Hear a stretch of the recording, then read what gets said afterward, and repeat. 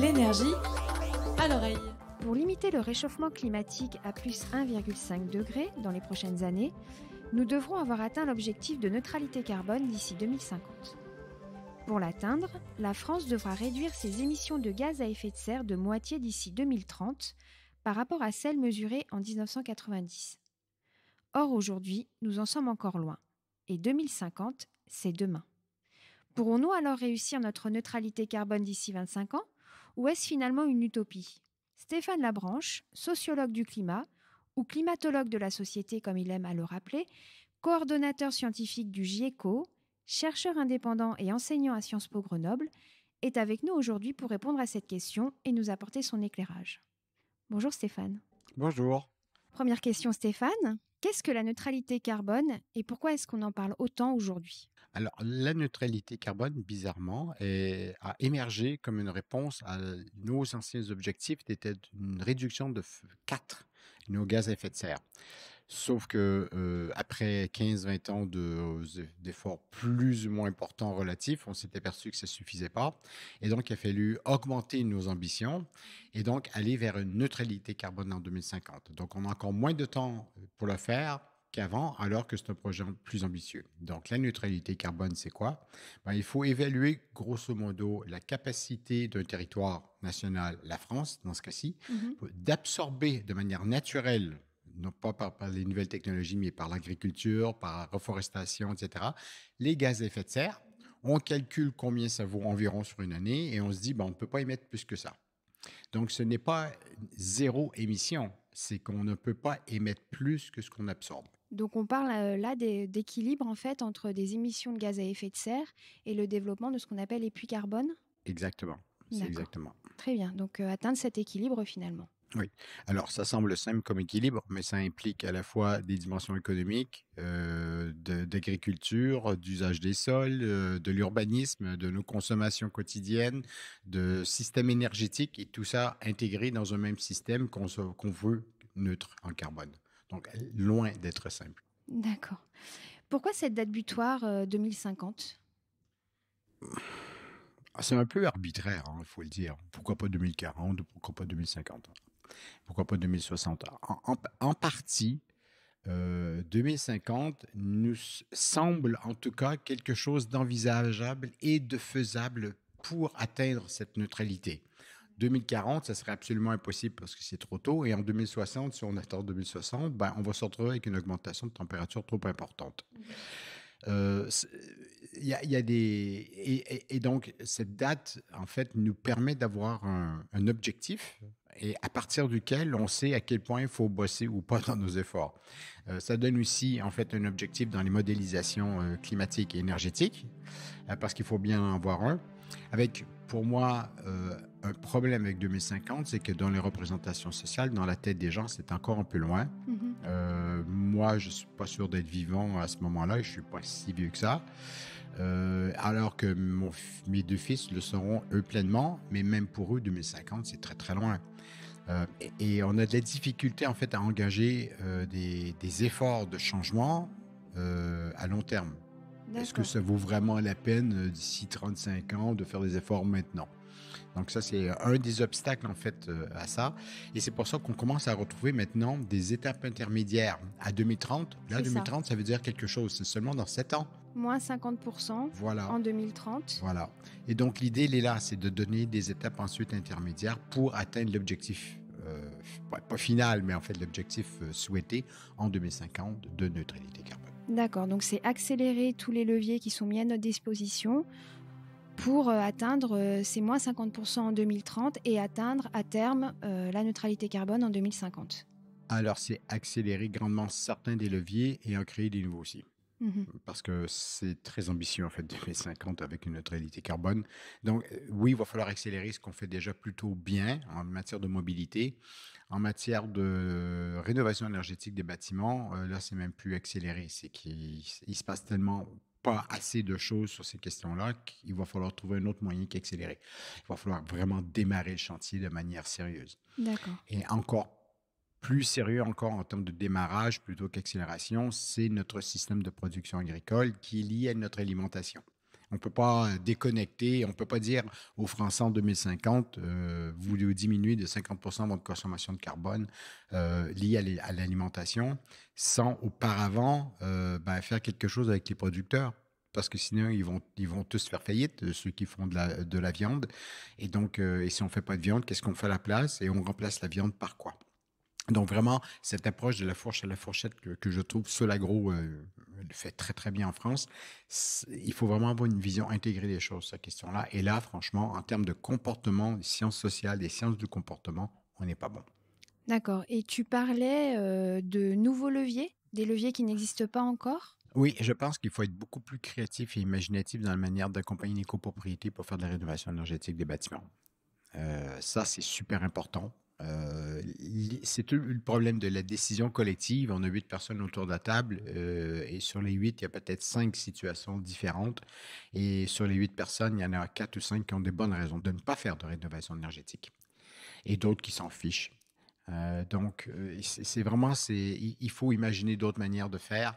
La preuve, c'est qu'en fait, on est bien en deçà des projets qui sont censés être dans les tuyaux en ce moment. Il y a beaucoup plus d'argent dans les coffres d'aide financière pour faire de la rénovation qu'il y a de projets en France. On n'est même pas à 50% des objectifs. Donc là, il va falloir apprendre à être plus créatif. Et sur la question de l'agriculture, qui est très importante dans la neutralité carbone, parce que là, on ne fait plus que parler que de système énergétique avec la neutralité carbone. C'est l'usage des sols qu'il faut revoir, c'est la manière de faire de production, c'est de la manière de faire de la gestion de la forêt. Il y a beaucoup de choses en termes d'action à l'égard de la nature qu'il va falloir mettre en œuvre. Et là aussi, il va falloir être plus imaginatif que ce qu'on fait et surtout plus imaginatif dans la manière d'accompagner les producteurs agricoles dans leur conversion vers d'autres manières de faire de la production agricole et peut-être s'éloigner un peu de la PAC qui est plutôt un frein qu'un moteur sur ces questions-là quand même, faut le dire.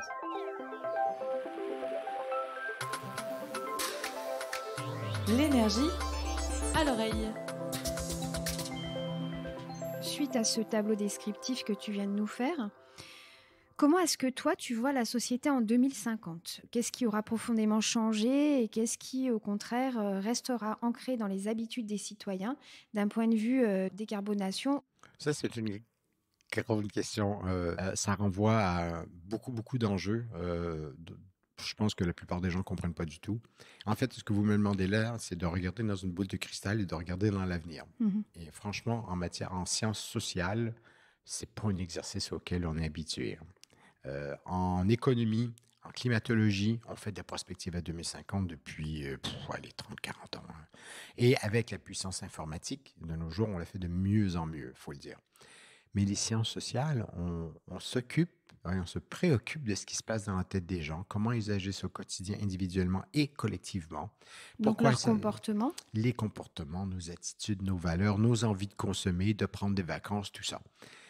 Et c'est un parallèle que je fais toujours, mais un climatologue qui analyse des molécules dans la haute atmosphère va toujours se retrouver avec les mêmes résultats, avec les mêmes conditions.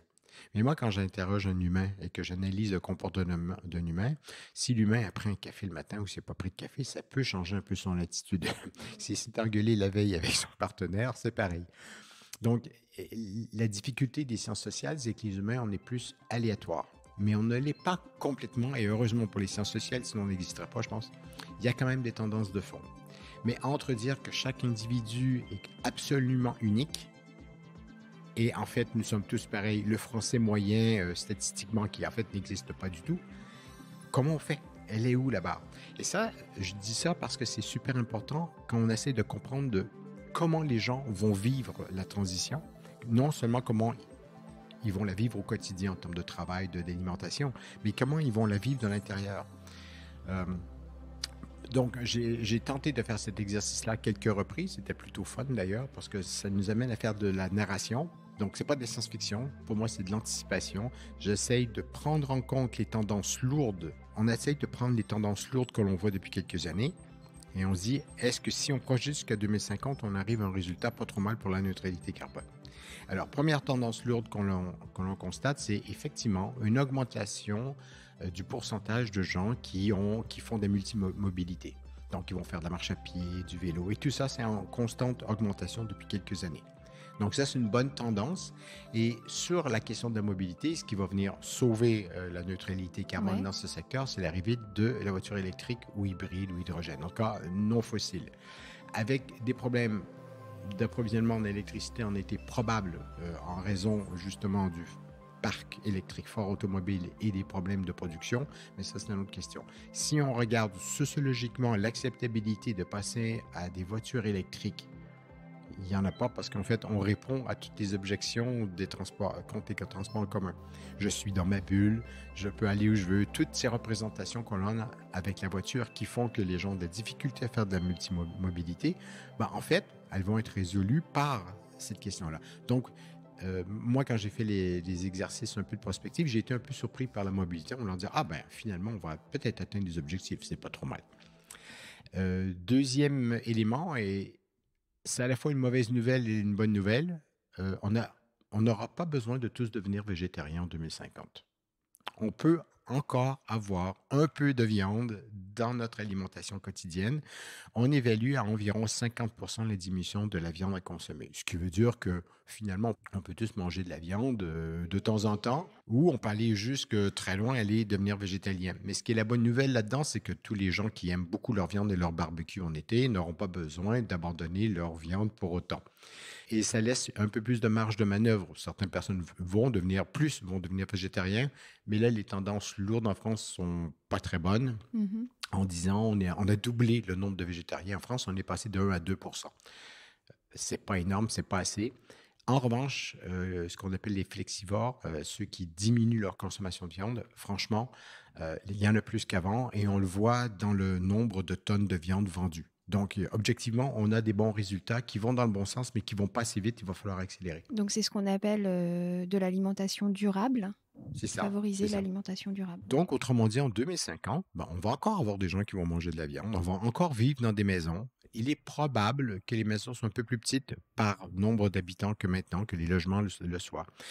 Il est vraiment probable, j'espère en tout cas, que les habitations, que ce soit du collectif ou de la maison individuelle, sont beaucoup plus efficaces en matière de consommation d'énergie, voire vont produire plus d'énergie qu'elles vont en consommer.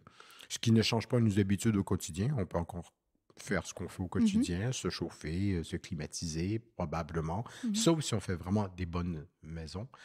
En revanche, sur la question de est-ce qu'on va être content d'être là?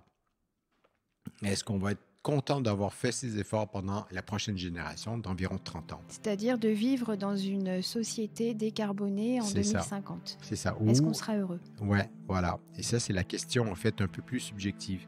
Moi, mon pari là-dessus, c'est que les gens qui sont inconfortables et qui ressentent de l'angoisse, les éco-anxieux et tout, et qui ne sont pas confortables dans une société d'hyperconsommation, etc., ben, eux, ils seront heureux en 2050. Et ceux qui sont vraiment bien maintenant, ben, ils seront moins heureux de vivre dans une société qui leur correspond moins.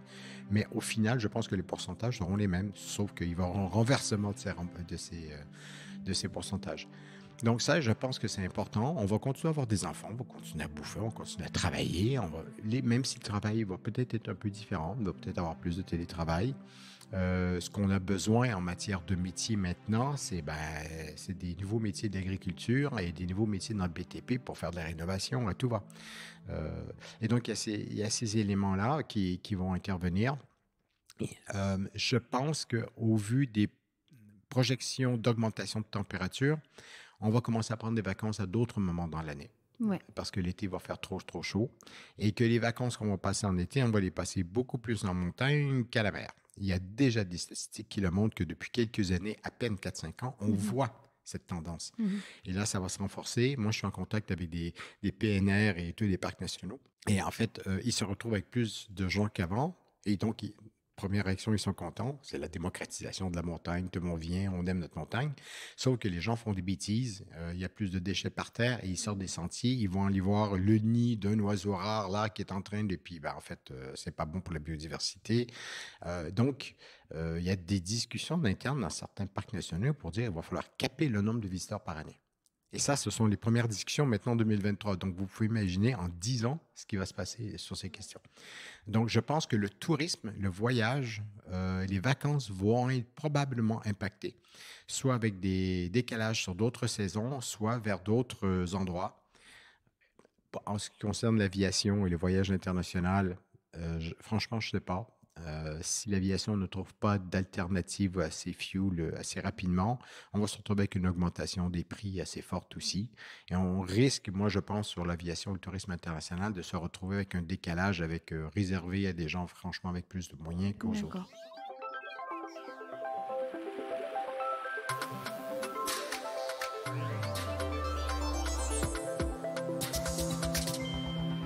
Donc finalement, si on en revient au profil énergétique que tu nous as décrit dans un article sur notre blog GEG, quels sont les profils 2023 qui seront les plus nombreux par rapport à aujourd'hui? Alors, quand j'ai fait l'exercice de prospective, je suis parti du postulat qu'on aurait à peu près le même pourcentage. Donc, Ça change pas d'énergie vraiment. fil. Mhm. Maintenant, j'aurais une position un peu différente, simplement parce que je constate, j'observe une amélioration de la culture énergétique dans la population. De plus en plus de gens ont conscience que, par exemple, leur logement, c'est pas de la pierre, c'est un système énergétique. Et déjà, ce changement de conception de comment je conçois mon environnement immédiat, c'est-à-dire ma cuisine, mon salon, ma chambre à coucher, parce que c'est devenu une question énergétique, les gens, en fait, vont être probablement plus énergiphiles que maintenant. Je pense, là, je serais prêt Donc à par parier. intérêt, Par culture générale aussi dans la société, parce qu'on en parle tellement plus qu'avant, parce qu'il y a des groupes comme GEG d'ailleurs qui font des campagnes de sensibilisation pour expliquer qu'est-ce que ça veut dire 1 kWh. Mhm. Parce que franchement, à part vous, opérateurs d'énergie et les ingénieurs, personne qui le sait. Mais ce type de campagne de sensibilisation, d'augmentation, plus loin que de la sensibilisation, mais de l'acculturation énergétique de la population générale, je pense que ça, on est en train de le voir. En tout cas, c'est clair sur le climat, c'est clair sur l'énergie, sur des petits points, et je pense que ça va augmenter, même en vitesse d'acquisition. Donc, je pense qu'on va se retrouver avec plus d'énergie fil. Les gens vont être plus conscients ce que ça veut dire, un système énergétique, et que sans énergie, ben, il n'y a pas d'hôpitaux, et qu'il n'y a pas d'eau, et qu'il n'y a pas de loisirs, et puis qu'il n'y a pas de déplacement, et que c'est la base même de notre fonctionnement. de la société. Mais ça, c'est encore inconscient, ça. Il y a une cécité là-dessus, hein, je suis d'accord. Donc là, ça va changer, je pense. Les écophiles, peut-être un peu plus nombreux, mais je pense que les écophiles radicaux un peu extrêmes que l'on observe maintenant, ce sont des gens qui n'auront plus besoin d'être anxieux et qui ne seront plus besoin d'être radicaux parce qu'en fait, on aura déjà atteint donc, un niveau, j'espère en tout cas un équilibre climatique et que la biodiversité ne soit pas passée à côté.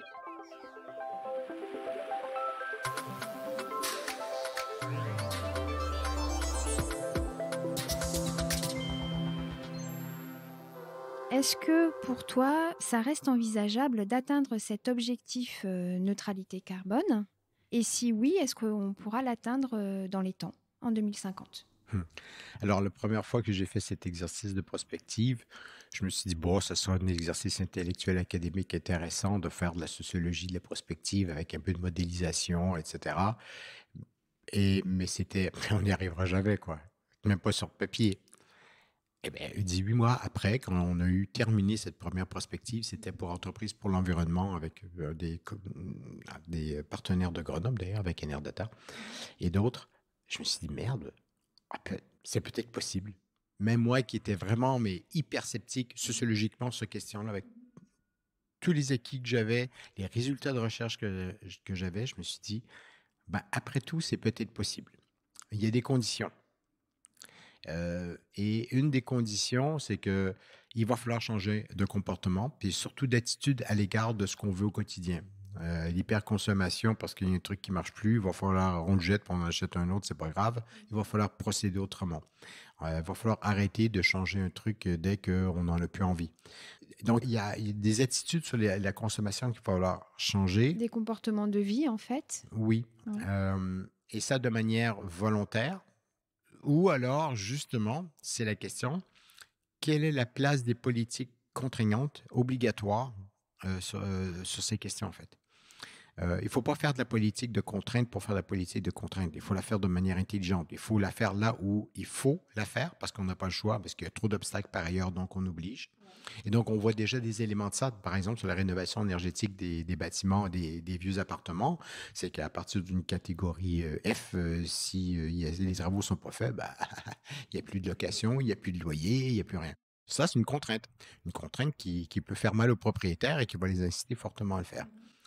Je pense que dans ce cas-ci, c'était nécessaire parce qu'en fait, il n'y a rien qui bougeait. Mais faire de la contrainte où là, ce n'est pas nécessaire peut avoir des gros effets contre-productifs. Les gens sont déjà en train de faire des efforts en matière de mobilité et d'alimentation. Mais ça ne sert à rien de les obliger. Il faut en fait juste contribuer, rendre plus facile, rendre plus fun, les aider à le faire un peu mieux, un peu plus rapidement. Parce que sinon, effet contre-productif. L'autre chose qu'on commence à comprendre dans certains secteurs dont la mobilité est moins bien ailleurs, c'est comment on conjugue cette incitation pour qu'elle réponde directement aux oppositions face à la contrainte. Donc, l'État me dit de faire une chose, je suis obligé de le faire, mais moi, mon objection là-dessus, c'est X. Bon, par exemple, je suis obligé de faire de rénovation énergétique de mon bâtiment. Sauf que moi, je veux bien croire que ça va me coûter tant. L'État me donne une aide financière. Très bien. Mais l'aide financière doit correspondre non seulement à mon niveau de revenu, mais aussi au fait que peut-être que dans 3-4 ans, je ne serai plus dans mon appart parce qu'en fait, je viens d'avoir un enfant et que je veux déménager. Et donc, parfois, ce qui est difficile, c'est d'associer donc une politique de contrainte avec une politique d'accompagnement et de sensibilisation qui se renforcent mutuellement et qui vont dans le bon sens et non pas dans un contresens. Et donc ça, sur la question de mobilité, on n'est pas trop mal là-dessus. On sait comment mettre de la pression sur la voiture tout en fait, ouvrant des opportunités parce qu'on a mis de la pression. Et le cas typique là-dessus, on réduit le nombre de parkings. Les commerçants ne sont pas contents et on transforme une place de parking face à un restaurant en autorisation de faire une terrasse. Et là, soudainement, les commerçants sont contents. Les clients viennent plus, ça donne une vie différente au quartier ou à la rue, ça l'anime, tout le monde est content au final. Et donc, plutôt que de faire une contrainte toute bête, de dire, moi, pas de voiture là, on dit, oui, mais vous avez le droit de faire autre chose à côté, et regardez, c'est bon pour vous. Donc, quand on fait ça, ça marche très bien. Et on sait comment faire parce qu'il y a eu des centaines d'études en matière des sciences du comportement de manière générale sur ces questions-là qui ont vraiment donné beaucoup de billes. Il y a eu des expérimentations par des collectivités territoriales avec des effets, des retours d'expérience, des analyses. Mais cette richesse de compréhension, d'expérience, d'analyse, on ne l'a pas sur tous les secteurs. Donc, c'est quand même envisageable. Oui, il va falloir faire des efforts. Je ne dis pas que ça va être facile. Parce que si tu avais dit non, j'en avais une autre de question. Alors, je la pose quand même. Ok, intéressant. Et si ce n'est pas possible, si ce n'est pas envisageable donc d'atteindre cette neutralité carbone d'ici 2050, qu'est-ce qui nous permettrait d'avancer plus vite et dans quel domaine ? Oui, si ce n'était pas possible, ça dépend des conditions. C'est-à-dire que si il n'y a pas de politique publique d'aide, d'accompagnement, de contraintes, d'incitation et de tout ça, on n'y arrivera pas. Là-dessus, et les collectivités territoriales, les opérateurs d'énergie ont leur rôle à jouer. Sauf que il faut bien comprendre que la neutralité carbone est un objectif tellement ambitieux que si les citoyens et les entreprises aussi ne font pas leur effort, quoi que fasse l'État, on n'y arrivera pas. Ça, on a une marge de manœuvre qui est bien mince quand même. Il faut une conscience collective qu'on a d'ailleurs aujourd'hui. Quand tu dis qu'il y a quand même une acculturation sur les informations énergétiques, sur les éco-gestes qu'on peut faire au quotidien, aussi bien au travail qu'à la maison, on a quand même une conscience collective sur cette question-là. Oui, sauf que les sciences du comportement montrent bien que d'avoir conscience de quelque chose ne veut pas dire qu'on change quoi que ce soit après. On sait que c'est pas bon de fumer et pourtant on continue de fumer. On sait qu'on devrait tous faire du sport parce que non, puis on fait pas plus de sport. On sait qu'on ne devrait pas manger trop de viande, mais qu'est-ce que c'est bon, barbecue l'été. Il y a tout ça. Et donc ça, la conscience n'est qu'une première étape. Et moi, je dirais même plus loin. Je pense qu'on n'a même pas besoin d'avoir conscience du changement climatique pour agir correctement pour aller dans le sens du changement climatique si on vit dans une société qui nous amène par défaut à faire des choses qui vont dans le bon sens de toute manière. Donc, en fait, la plupart des gens qui font du vélo ne font pas du vélo pour sauver le climat. Ils font ça parce qu'ils aiment être en extérieur, parce qu'en fait, c'est peut-être même plus rapide que la voiture parfois, parce que c'est agréable. Bon, ben, les pistes cyclables, pas besoin de faire un grand discours sur le changement climatique et de sauver la planète. On fait une piste cyclable sécurisée, ça se fait tout seul. Mhm. Ben, les gens prennent leur vélo parce qu'en fait, ben, c'est plutôt agréable, c'est sécure. Bon, D'accord. donc, par défaut, ils sont amenés à le faire sans grande conscience, par ailleurs, du changement climatique derrière.